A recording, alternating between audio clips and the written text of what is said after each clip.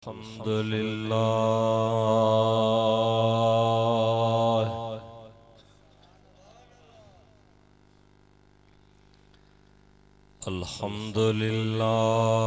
नहमदुहु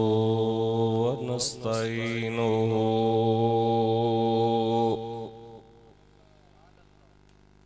व नस्तगफिरुहु व नु'मिनु बिही व नतवक्कलु अलैहि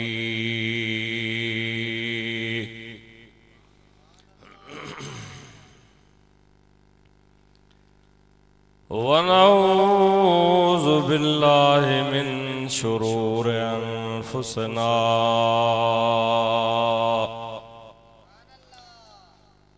व मिन सय्यिआति अमालिना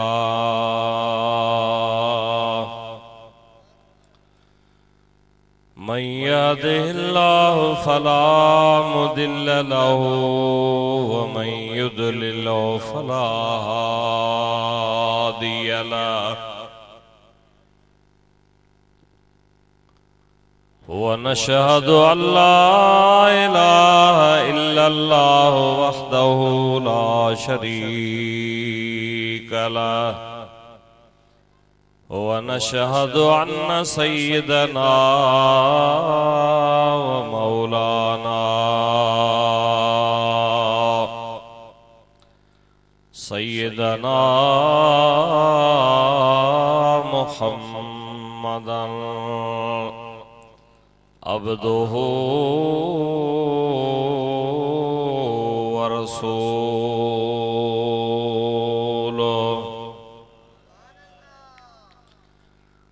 अम्मा बअदु फ़अऊज़ु बिल्लाहि मिनश शैतानिर रजीम बिस्मिल्लाहिर रहमानिर रहीम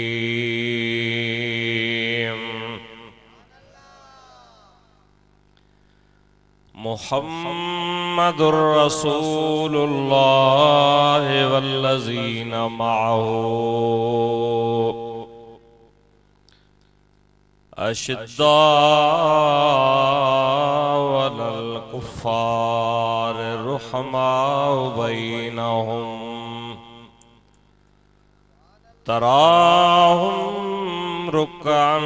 सुज्जदन यब्तगून फ़ज़लन मिनल्लाहि व रिज़वाना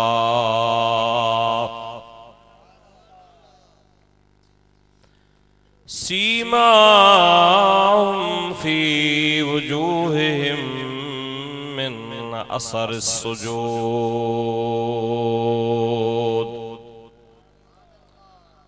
आमन्तु बिल्लाहि व सदक़ल्लाहुल अलियुल अज़ीम।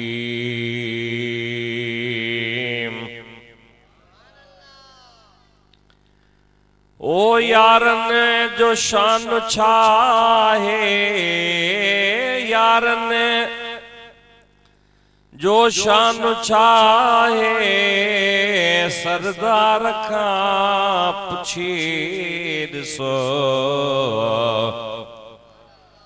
रंग राज जो पतो पए क़ुरान खां पुछी ॾिसो ओ चूं अबू बकर हम उमर उस्मान मुर्तज़ा अलैहिमुर रिदवान।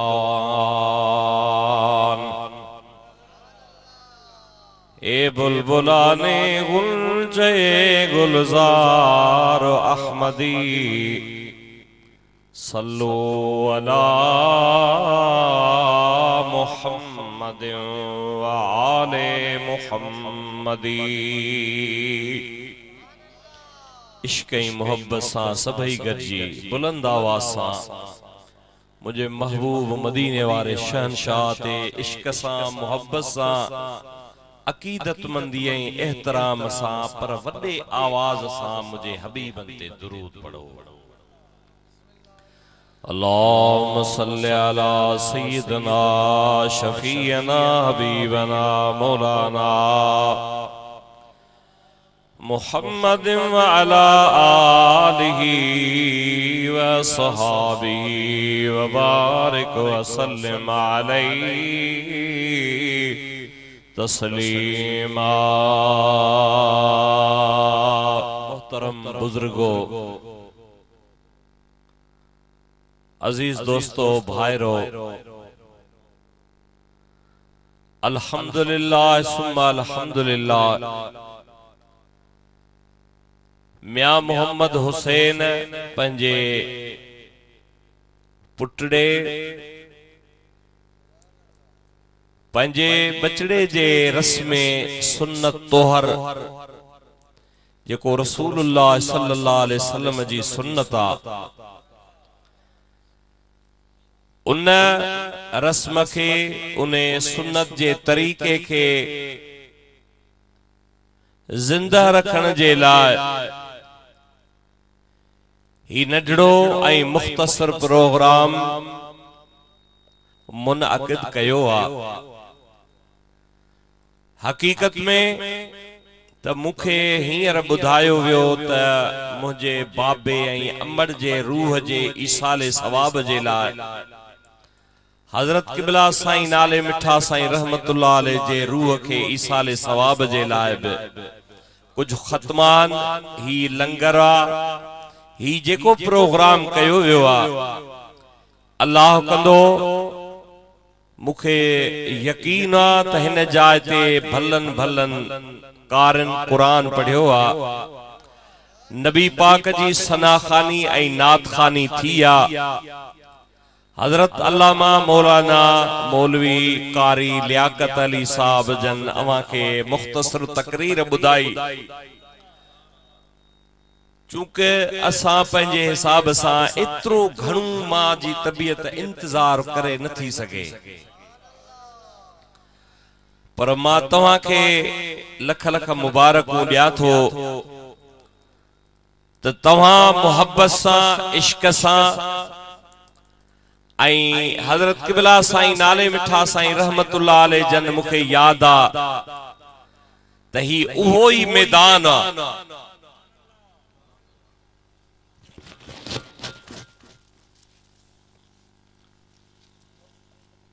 जह मैदान ते हजरत अल्लामा किबला साईं नाले मिठा साईं रहमतुल्लाह अलैह वाइज फरमाइंदा हुआ, अवां जो मोहब्बतूं, अवां जा कुर्ब, अवां जो अखलाक अल्हम्दुलिल्लाह वो सागियो आ। अल्लाह करे त यो मोहब्बत जो मच दिल जे अंदर हुजे। मौलाना काजी दोस्त मोहम्मद बुलबुल सिंध रहमतुल्लाह ताला अलैह वाइज फरमाइंदा हा, चवंदा त जुमलतन सोख्ता शुद लेकिन सोजशे जाना बाकी, मरहबा इश्के सनम दर्दे निहानम बाकी। जे तो जुमलतन सोख्ता शुद, क्यों सब जेके दिल जे अंदर इरादा हुया, गालियूं हुयूं, उए सब दिल मां खत्म थी वयूं, सड़ी वयूं। पर रसूलुल्लाह जी जेका मोहब्बत ऐं इश्क आ, इहो दिल में सलामत आ। अल्लाह कंदो जे इहो सलामत आ त सब कुछ सलामत आ। मूं तव्हां जे अगियां ही जेको महीनो जमादी सानिय जो महीनो आ, इन महीने जे 22 तारीख ते खलीफा अव्वल खलीफा बिला फसल अमीरुल मोमिनीन सैयदना अबू बकर सिद्दीक रदी अल्लाह ताला अन्हु जी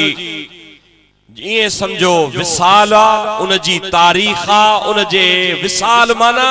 रसूलुल्लाह सां मिलण जी तारीख आ। अवां इश्क वारा आयो, इंशाअल्लाह ताला मां तव्हां खे ॿ टे ॻाल्हियूं आयत ॿुधाईंदुसि। आयत जो तर्जुमो सहाबा इकराम जी जे शान में इंशाअल्लाह ताला 2 हदीसूं ॿुधाईंदुसि। ऐं पछाड़ीअ में दुआ घुरंदासीं अल्लाह कदो त ही अंगण ऐं वेढ़ा हे बस्तियूं आबाद हूंदियूं। हाणे दुरूद पढ़ो त मां तव्हांजे अॻियां उहा आयत पढ़ा, इंशाअल्लाह ताला तव्हांजी दिल खुश थी वेंदी। अल्लाहुम्मा सल्ली अला सय्यिदना शफीअना हबीबना मौलाना मुहम्मद मुबारक वसल्लम अलैहि तस्लीमा। जेके अजब अल्लाहुम्मा सल्ले अला, जेके अजब अल्लाहुम्मा सल्ले अला सलेवात सगो री पढ़ंदा हिने। हुंदा हर इंसान खां आसूदा, हुंदा हर इंसान खां आसूदा ऐं ओखिय में बिन अड़ंदा हिने। ओ रब अरशन ते गॾिजी फिरिश्तन सां खुद पान पढ़े ऐं तू न पढ़ी। अल्लाह साईं त पढ़े, फिरिश्तन सां गॾु पढ़े, रब बि पढ़े थो त तोखे बि पढ़णु खपे। सभई गॾिजी मोहब्बत सां पढ़ो। गज़ल ॿुधाइण मक़सूद नाहे, तव्हांखे मोहब्बत ॾियारण मक़सूद आहे। हिकिड़ो भेरो दुरूद पढ़ो। अल्लाहुम्मा सल्लि अला सय्यिदना शफीअना हबीबना मौलाना मुहम्मद मुबारक वसल्लम अलैहि तस्लीमा। अल्लाह से फरमाए तो मुहम्मदुर रसूलुल्लाह वल्लज़ीना मअहू अशिद्दाउ अलल कुफ्फार।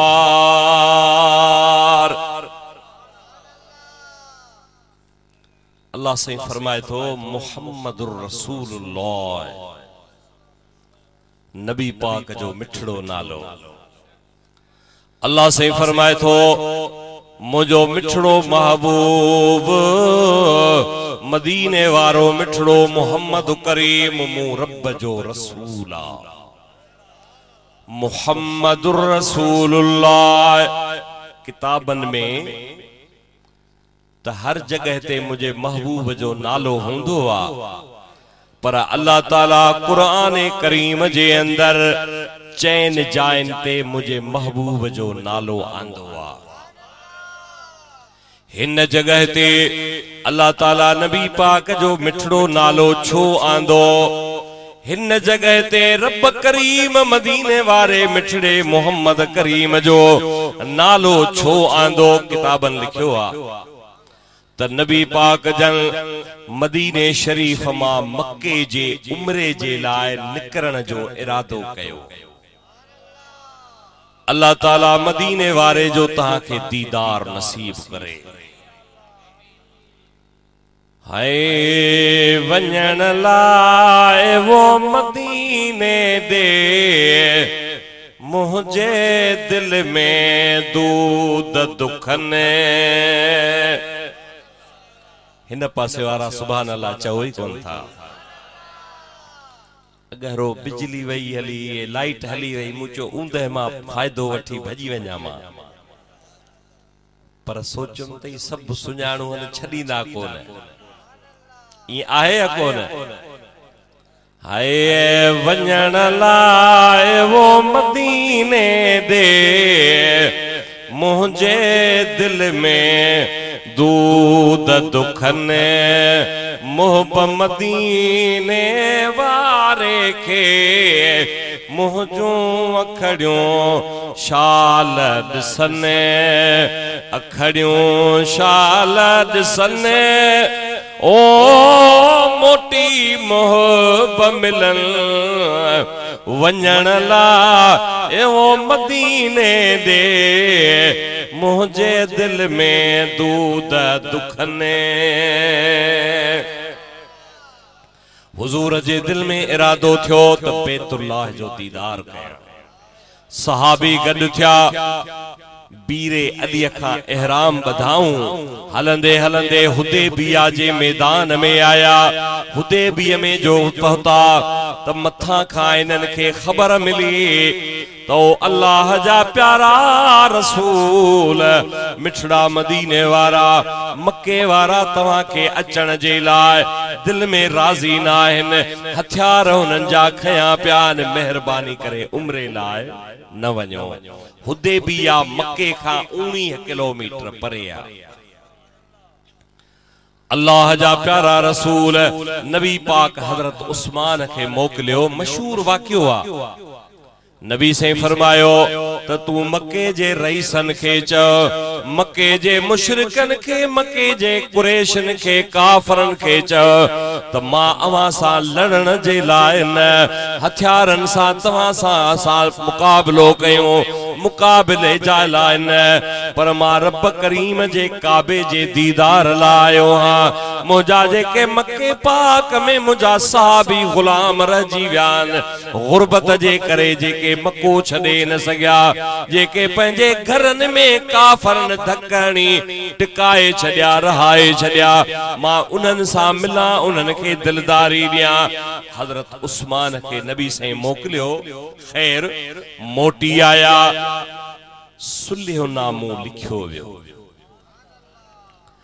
बेअतुर रिदवान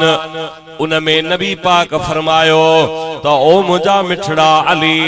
तू हिन मुझे हिन शर्तन के लिखण वारो तू आ कलम तू खण कागज तू खण हजरत अली लिखियो मिन मुहम्मद रसूलुल्लाह माना मा नबी पाक मुहम्मद रसूलुल्लाह जे तरफा लिखा तो काफरन एतराज कयो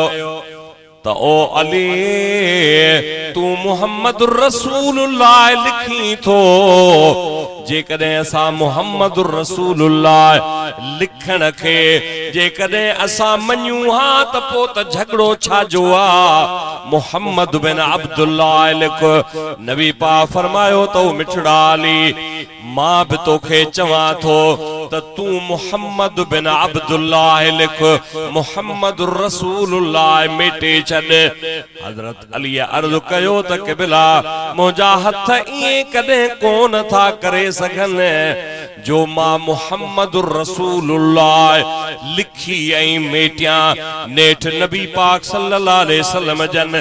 कागज वठी पान मुहम्मद बिन अब्दुल्लाह लिखियो अल्लाह से फरमायो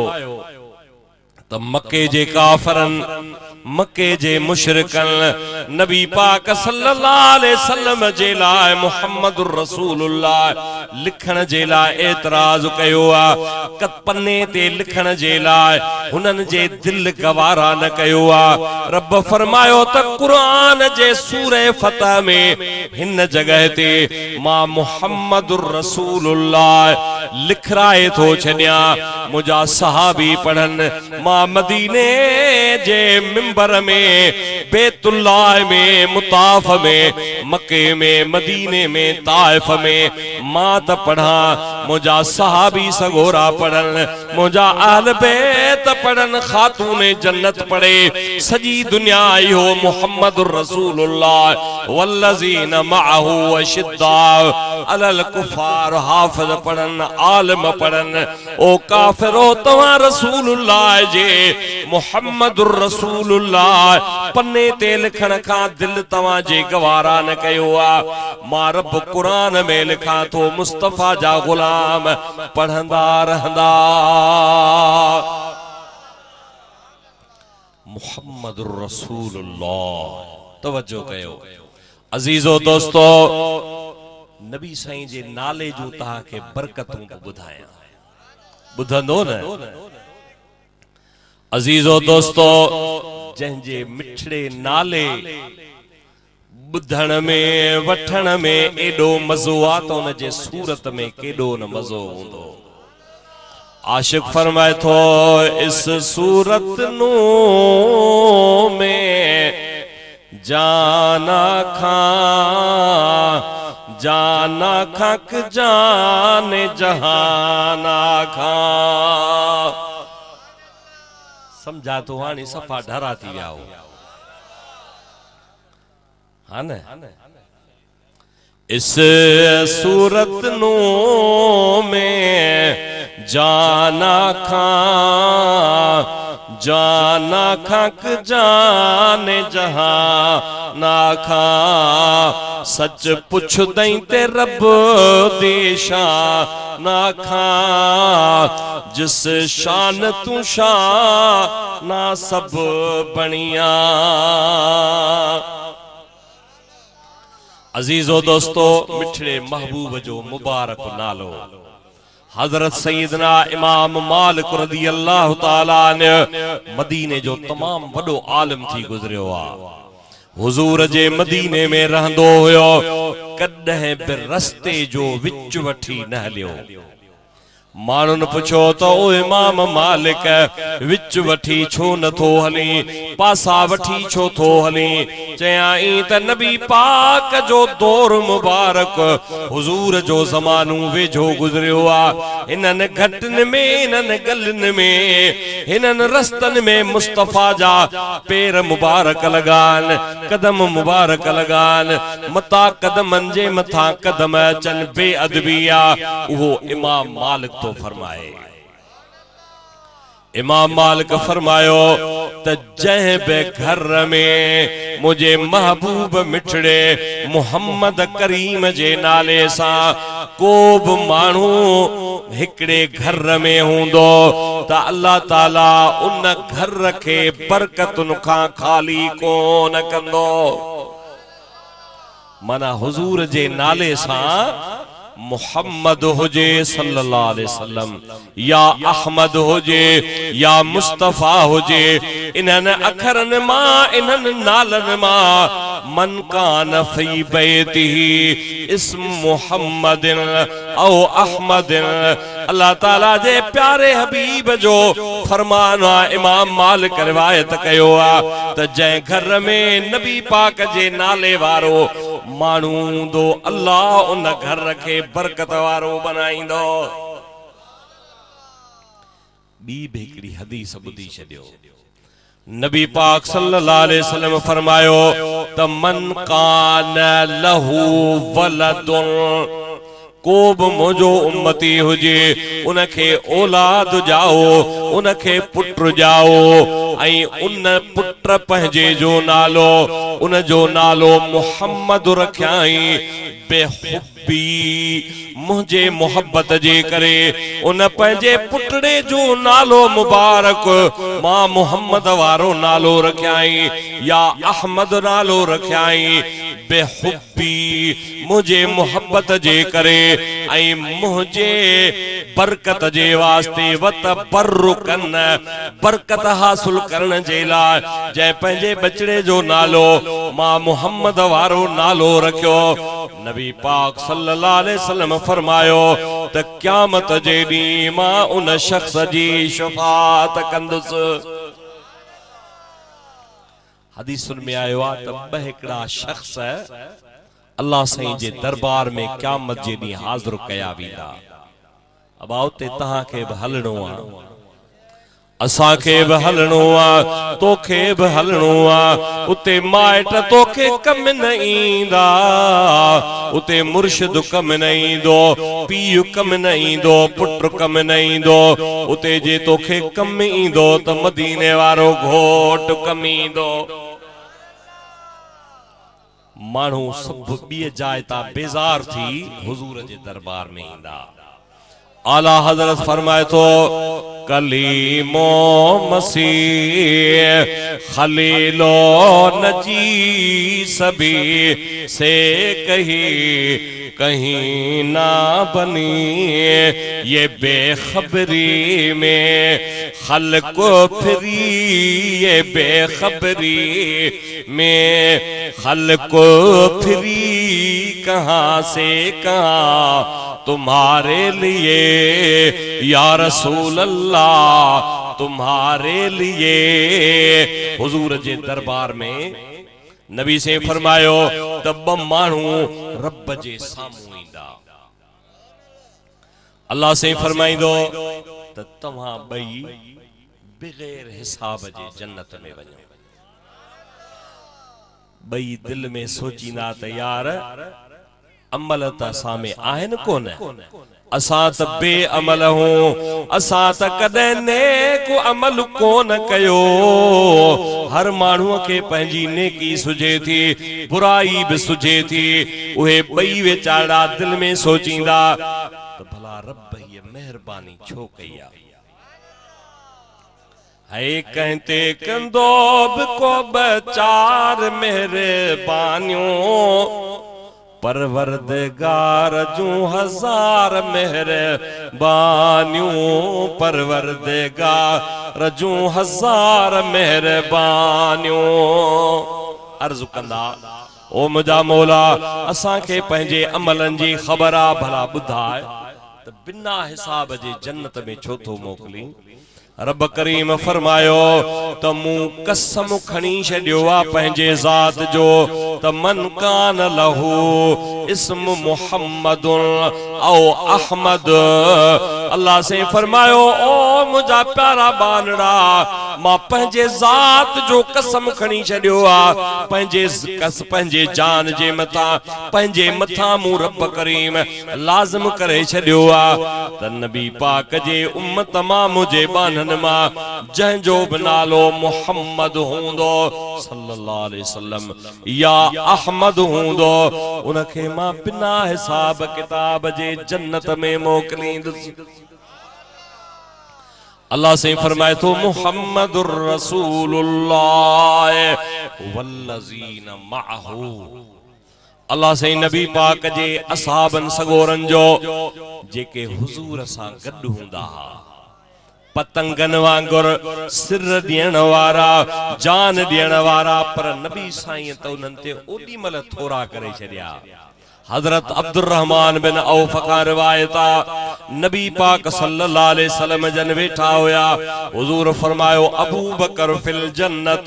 उमर फिल जन्नत, उस्मान फिल जन्नत, अली फिल जन्नत, तलहा फिल जन्नत, जुबैर फिल जन्नत, अब्दुर्रहमान बिन औफ फिल जन्नत, जुबैर फिल जन्नत, साद फिल जन्नत, सईद फिल जन्नत।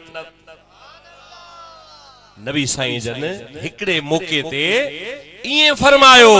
ओ सिद्दीक़ अकबर मां तोखे जन्नत जो सर्टिफिकेट तो दिया, उमर तोखे मां जन्नत जो सर्टिफिकेट तो दिया, उस्मान मां तोखे जन्नत जो सर्टिफिकेट तो दिया, अली तोखे जन्नत जो सर्टिफिकेट तो दिया, अब्दुर्रहमान बिन औफ तोखे जेको आए सो जन्नत जो सर्टिफिकेट तो दिया, जुबैर तोखे जन्नत जो सर्टिफिकेट तो दिया, तलहा तोखे जन्नती तो कया, जुबैर तोखे जन्नत में तो मोकलिया। नबी पाक फरमायो ओ साद ओ सईद मां तवा सबनी के मोहम्मद जन्नत जो सर्टिफिकेट तो दिया।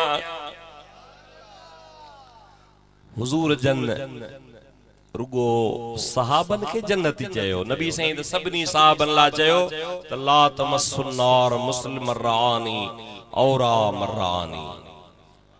जहन्नम जी बाह कंहिं बि मुझे उन उम्मतीअ खे न चवंदी जंहिं ईमान जे हालत में मां मुस्तफा जो दीदार कयो आहे, या मुझे सहाबीअ जो जंहिं दीदार कयो आहे उनखे जन्नत, उन जे मथां जन्नत वाजिब आहे, जहन्नम उन जे मथां हराम आहे। नबी से फरमायो सैयदा शबाब अहल जन्नत अल हसन वल हुसैन। हुजूर फरमायो त जन्नत जे नौजवानन जा जेकॾहिं सरदार हन त हिकिड़ो इमाम हसन आ, ॿियो इमाम हुसैन आ। तव्हां ला भला हुजूर छा फरमाया ख़बर अथव? असां जे लाइ, तव्हां जे लाइ, असां गुनहगारन जे लाइ, असां गुनहगार बद किरदार बुछड़ा नबी पाक फरमायो क़यामत जो ॾींहुं थींदो हशर जे ॾींहुं हिक पासे हशर जे ॾींहुं हिक पासे अदालत में खुदा हूंदो त ॿिए पासे ज़मानत लाइ त ॿिए पासे ज़मानत लाइ मोहम्मद मुस्तफ़ा हूंदो हशर जे ॾींहुं हिक पासे। नबी से फरमायो त मां जन्नत जे दरवाजे ते बीहंदुसि रब खे अर्ज़ कंदुसि त ओ मुंहिंजा करीम रहीम रब मां तुझे खिदमत में अर्ज़ तो कयां मां तुझो रसूल आया तुझो अब्दे मुक़द्दस आया तुझो मां नबी आया तो रब करीम के अर्ज़ तो कयां त मां तेस ताईं जन्नत में पैर न रखंदुसि जेस ताईं मुझो हिकड़ो भी उम्मती जन्नत का बार पो तो बेड़ो पार थी वियो बेचा। ओ अज तार मां बेड़ो तरियो मुंहिंजा मिठा तुझे करे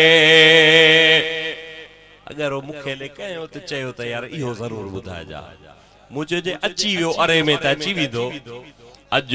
तार मां बेड़ो तरियो मुंहिंजा मिठा तुझे करे गम दर्द व्या वारो वरियो मुंहिंजा मिठा तुझे करे उछा बिलाल ऐं छा करम वहवा सखी तुझी सखा वहवा सखी तुझी सखा हबशी मगरे ओ हबशी मगरे मौला घुरियो मुंहिंजा मिठा तुझे करे। अल्लाह से सहाबन जला फरमायो वकुल्लन वादल्लाहु हुस्ना र फरमाए थो मूं सभिनी सहाबन सा जन्नत जो वायदो कयो आ। नबी से फरमायो त मां रब के अर्ज़ कंदुसि ओ मुंहिंजा करीम रहीम रब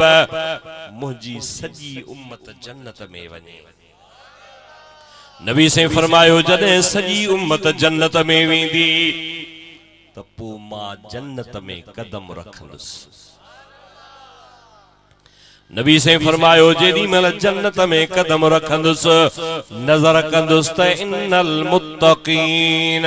फी ज़िलालिन व उयून रब्बुल आलमीन जो प्यारो हबीब तो फरमाए नजर कंदुसि त मुंहिंजा मुत्तकी परहेज़गार बाना हजरत अबू बकर सिद्दीक जड़ा जवान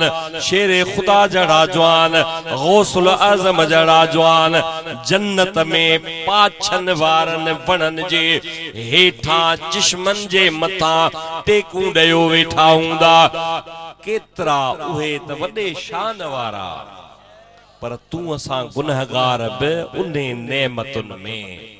नबी से फरमायो त मां विच में बीही करे सजदे में किरी छा कंदुसि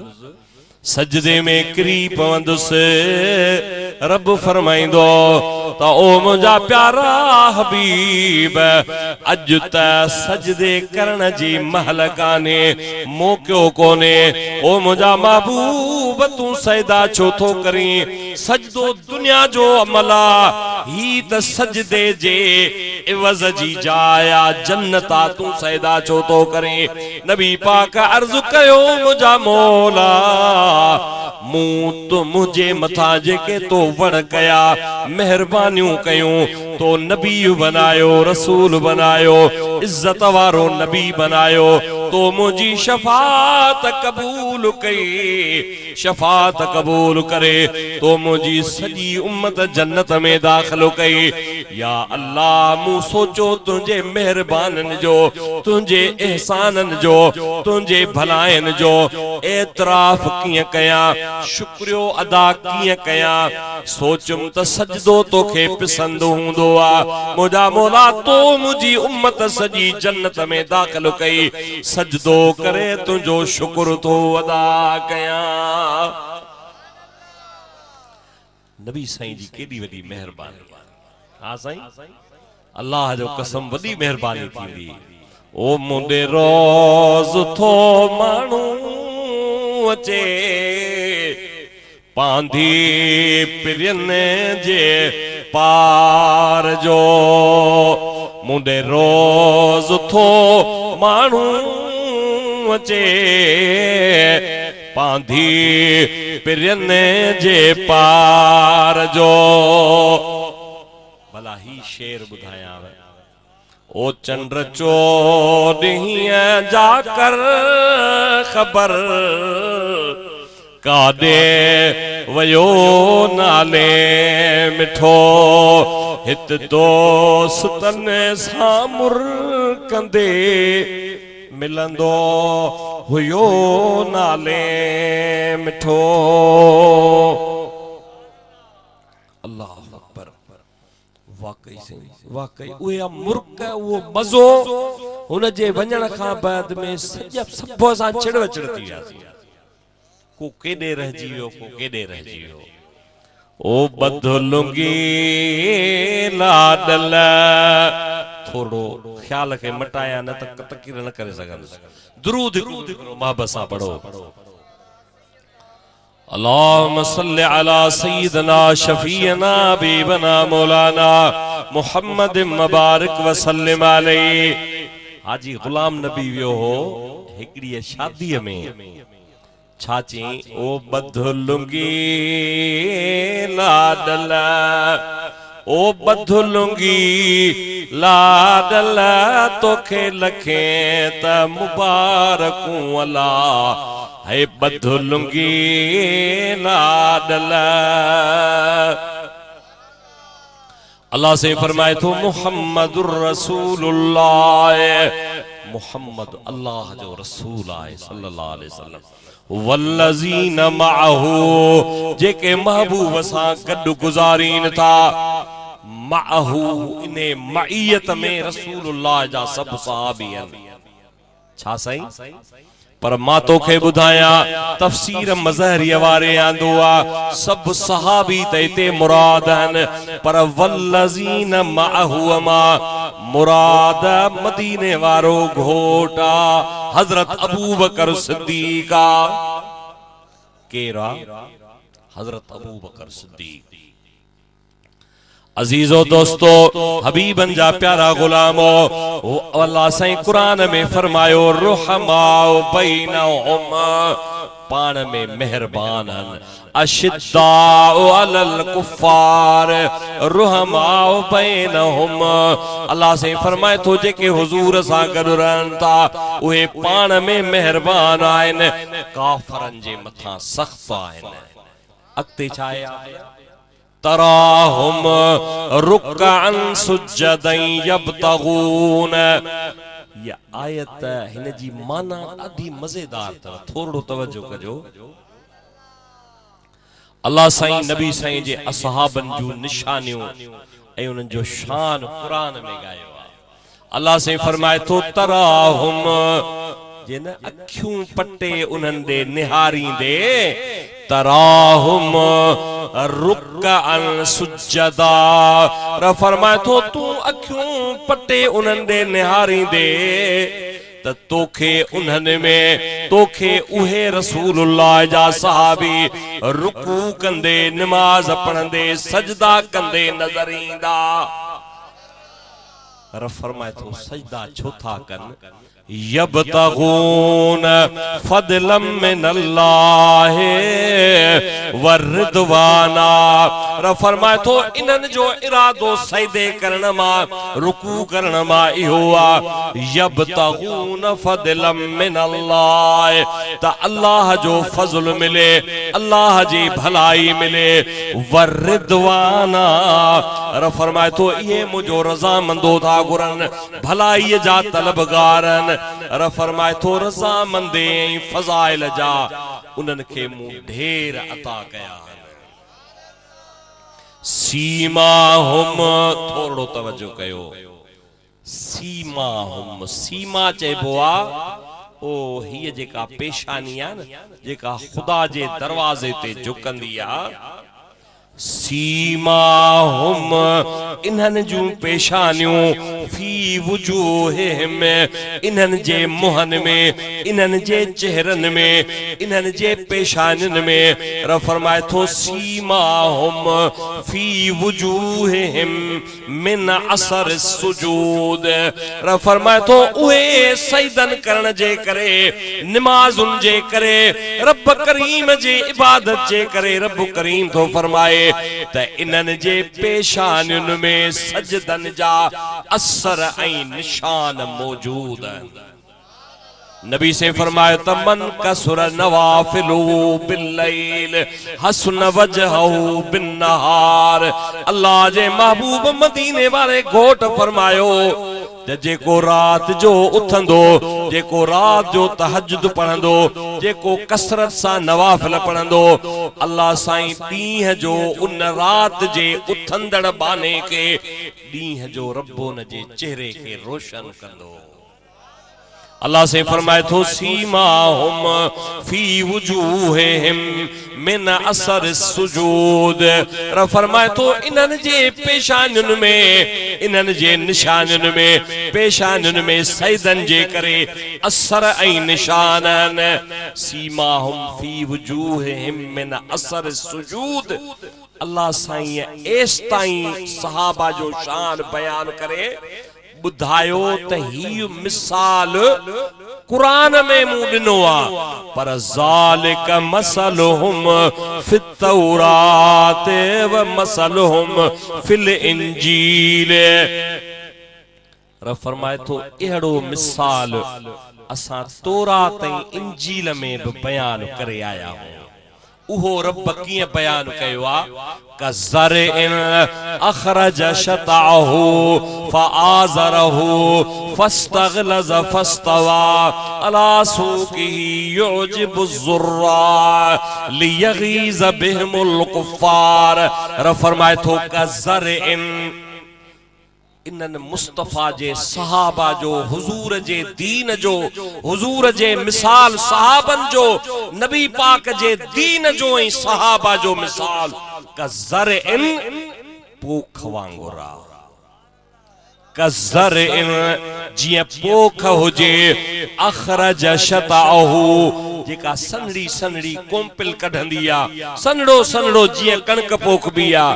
कणक जो सनड़ो सनड़ो हिकड़ो सलड़ो नढड़ो सुईअ खां थोरड़ो थोरड़ो मोटड़े जहिड़ो निकरंदो आ। अल्लाह से फरमाए थो कज़रइन इन्हनि जो मिसाल पोख वांगुर आ। अखरज शताहु जंहिं पंहिंजो ज़रड़ो कढियो, फआज़रहु फस्तगलज़ फस्तवा। र फरमाए थो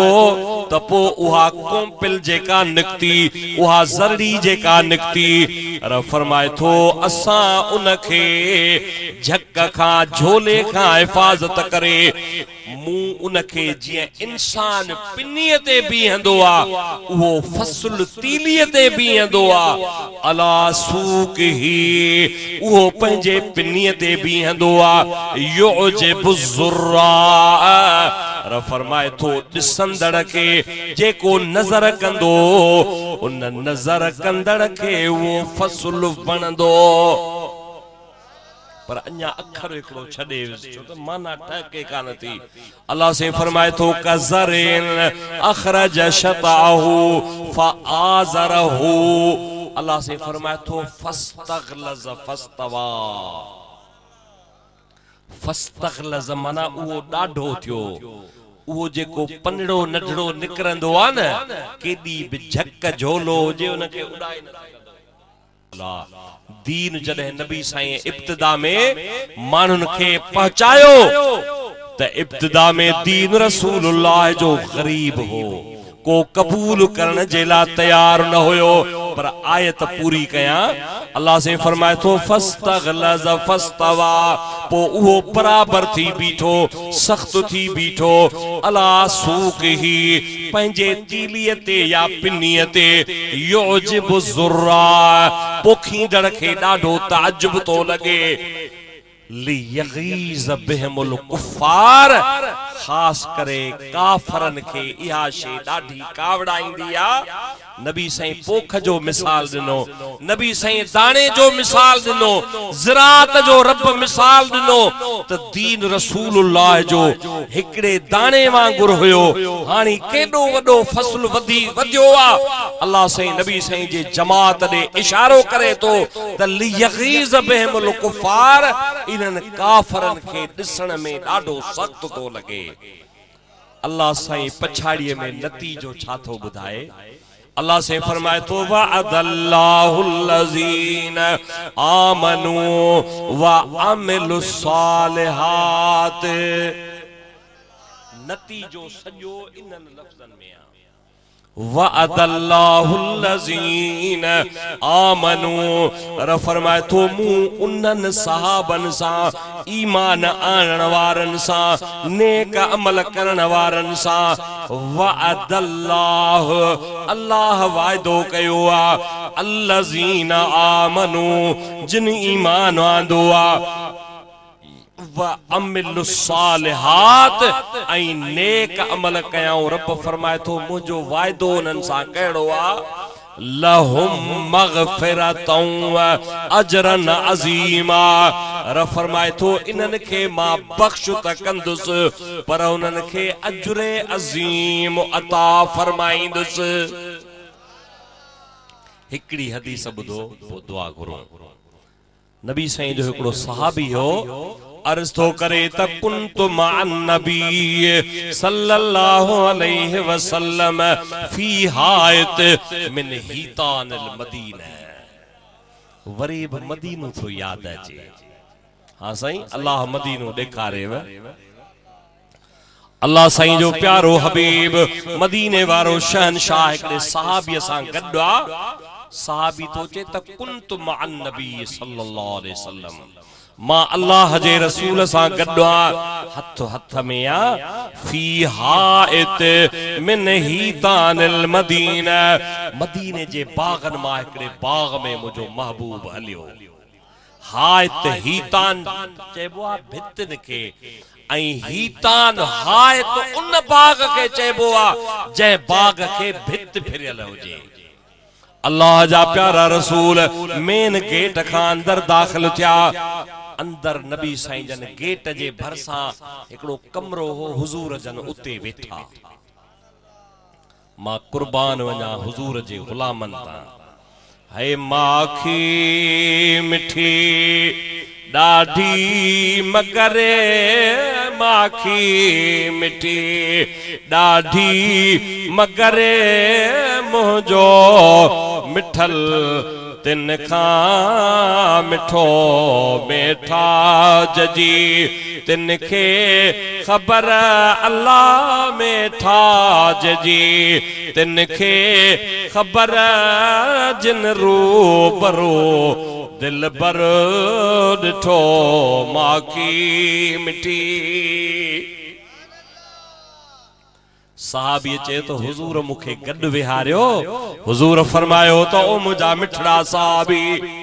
हानी नजर कजा कन लगाए जा ही जेको गेट आ ही जेको दरवाजो आ इन दरवाजे ते जेको भी शख्स अचे दरवाजो खड़काए अंदर अचण जी इजाजत वठे उनखे जन्नत जी मुझे तरफा बिशारत ॾिजा रुगो जन्नत जो बिशारतों पे मिलन ओचतो दर खड़कियो आ सहाबी चे थो मंदकल बाब ओ दरवाजे खड़काइण वारा केरु ही जे दर खड़कायो आ जी अना अबू बकर सिद्दीक मां अबू बकर सिद्दीक आया उन सहाबी अर्ज कयो ओ मुजा मिठड़ा गालिबन अबू मूसा अशरिया चवे थो तो मुखे अल्लाह जे रसूल फरमायो त जेको दरवाजे का अंदर अचण जी इजाजत वठे फस्तबशरहु बिल जन्नत उनखे जन्नत जी बिशारत दे उनखे जन्नत जी बिशारत दिनाई हजरत अबू बकर सिद्दीक जन्नत जे बिशारत जी जो गाल बुधी तफहमदल्लाह वसना अलैहि अल्लाह जी तारीफ कयाई अल्लाह जो हमद कयाई ऐं मदीने वारे जे कदमन में लगो वरी दरवाजो खड़कियो तो हजरत उमर हुयो हजरत सैयदना अबू मूसा अशरी फरमायो तो रसूलुल्लाह तोखे भी जन्नत जी खुशखबरी दिनी आ हुन रब जो हमद कयो वरी दर खड़कियो हजरत उस्मान गनी आयो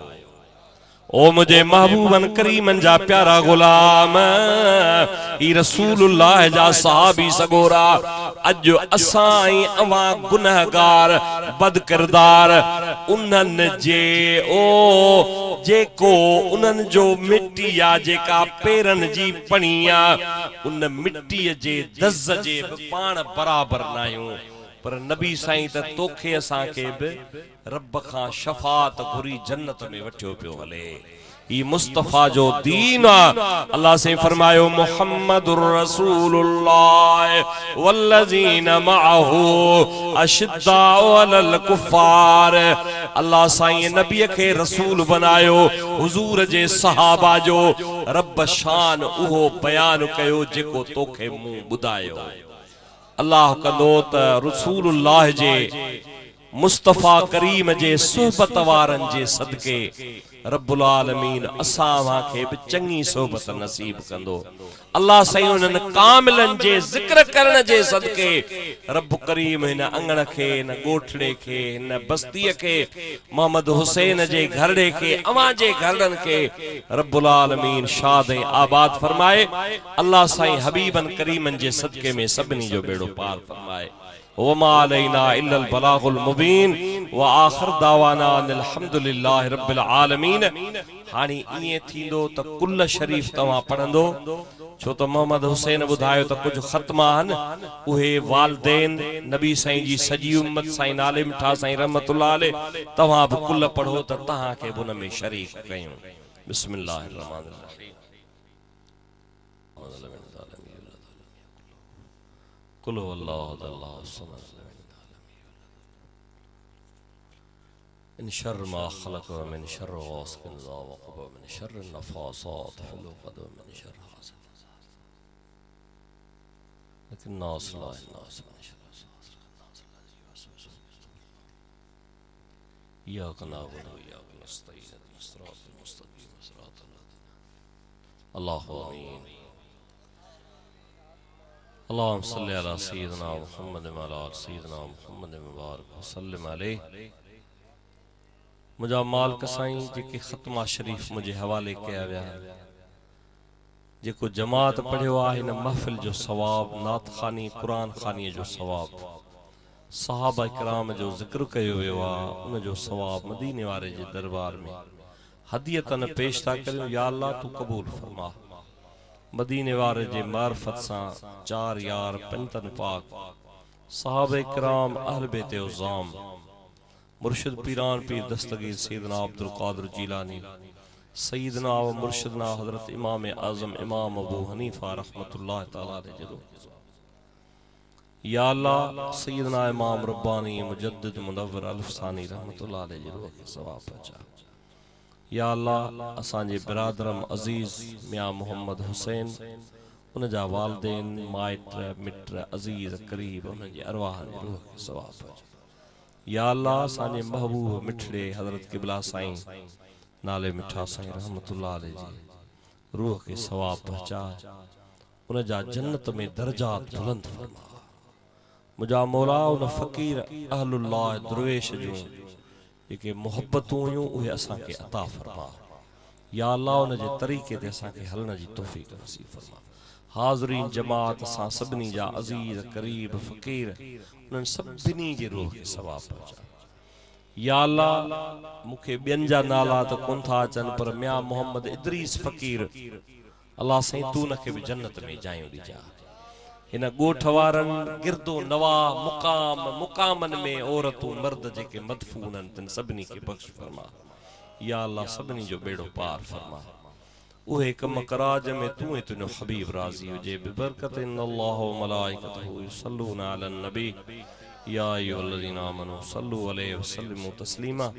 अल्लाहुम्मा सल्लि अला सय्यिदिना शफीअना हबीबना मौलाना मुहम्मद मुबारक वसल्लिम अलैहि। ला इलाहा इल्लल्लाह